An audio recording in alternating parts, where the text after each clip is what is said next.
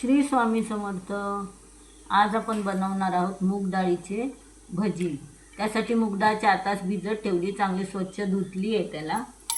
आता मिक्सरमध्ये बारीक करून घेऊया आपण. त्यासाठी हे आल्याचे तुकडे आणि 4 मिरच्या टाकूया त्याच्यात.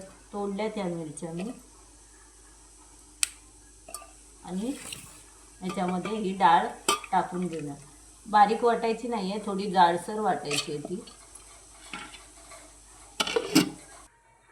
हे बघा कसं जाडसर झालेलं आहे. बारीक केलं नाही आहे मी, जाड असं केलं आहे. आता याच्यात टाकूया थोडंसं मीठ, हळद, धना जिरा पावडर,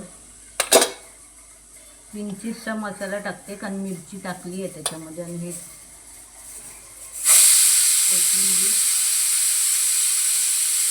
चांगलं ढवळून घेऊया. तयार झालेलं आहे आपलं. आता आपण भजी घालूया. गॅसवर ठेवली आहे, त्याच्यामध्ये टाकलं तेल. तेल गरम झालेलं आहे. आता भजी सोडते मी हाताने सोडते, मला चमच्याने जमत नाही. माझी व्हिडिओ आवडत असेल तर लाईक शेअर सबस्क्राईब करा.